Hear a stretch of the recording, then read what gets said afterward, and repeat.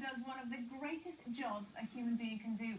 And earlier this year, she was announced as the Nurse of the Year for her pain management work with injured troops at the Military Rehabilitation Centre, Headley Court. Many of her patients have horrific injuries and harrowing mental health problems, and she, they say, gives them their lives back. Please welcome Sarah Lewis.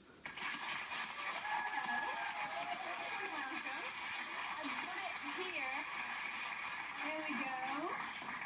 Win Nurse of the Year. How did that feel? Actually getting rewarded for what you must consider that's just your day-to-day job. That's what you do. Well, being nominated, first of all, by my line manager was just amazing. She rang me and said, if the RCN ring, don't tell them to go away. Oh, that's you think you're going to be reported. I said, why? What have you done? Just being nominated for the work I do was fantastic. And then to win the Defence Nurse of the Year was brilliant. And then at the end of the evening they said, no, the Nurse of the Year is Sarah Lewis. And I thought, oh, Really? they've called the wrong name. Tell us a little bit about what you do, because obviously, you know, we're familiar with the term of rehabilitation. What do you mean by pain management? That must be a huge part of helping soldiers recover from their injuries. Well, at Headley, we look after people from the battlefield to the rugby field, from road traffic accidents to just musculoskeletal injuries at work, well, not just, but musculoskeletal injuries at work. And of the 200 people we look after every 3 weeks, 80% of them will have pain. So there's a really big cohort there that are struggling. And of course we rehabilitate them, we exercise them, we push them, the physiotherapist. Anybody who's been to the physiotherapist, you know they hurt. So we need to manage that as well. You also look after their mental stability, because in order to be able to cope with these injuries, it must be such a huge shock for them and for their family, because they're so able and capable. Absolutely, this is a whole transforming life event. So we need to give them the support to do that. So for the pain management side of things, we adjust medication to make sure that they're fit enough and can think straight enough to be able to cope with that, but also they've got the pain management on board. Can I ask you, do you ever leave your work at home? Because I'll tell you why. You must feel the tension and the pressure on you. Yes. I mean, the emotional, physical thing for you alone.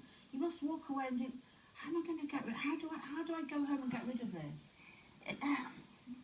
The boys are so cheeky that they We were just discussing that. they're so lovely and they're cheeky, but it's being able to make a difference, being able to see. My first week at Headley, they said, please come see this chap, he's so depressed and in such pain we don't quite know what to do with him. 6 months later, he walked past on his prosthetic limb past my office, and I burst into tears. It was just phenomenal that I'd been part of that process. But I do have to say, the award winner, I get to be a good nurse, but what makes us a great team is the teamwork that we do. So the doctors, the physios, the OTs, the nurses, the exercise rehabilitation instructors, the social workers, the mental health, we all have an input into their rehabilitation. You're very special people. You know, not many people could do. Not many people could do what you do. I couldn't do it. You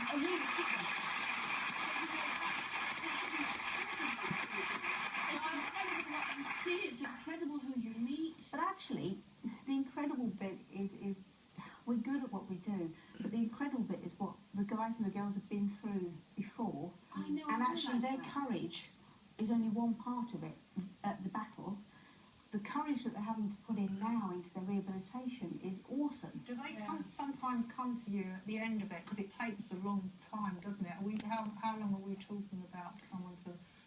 So from those coming from their complex trauma injuries, we can look after them 3 weeks in, 3 weeks out, on and on, for 2 to 4 years.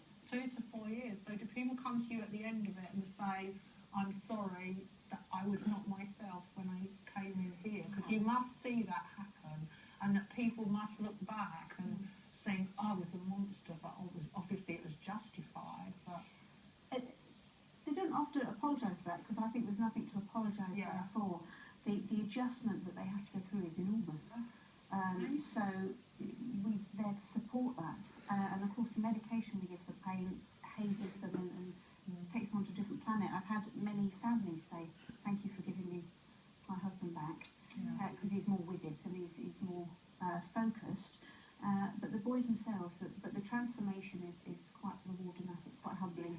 Well, Sarah, thank you so much for coming in today to share your experiences with us. And as we said at the beginning, we've got so many people in the audience who can absolutely relate to what you're talking about. Not only partners, wives, parents, but also obviously as soldiers themselves. We want to say thanks to Help for Heroes and Tickets for Troops. That's because of them our audience is packed to the rafters with our nation's heroes, men and women who have put their lives on the line for this country. Throughout the show, we're going to be hearing their inspirational stories.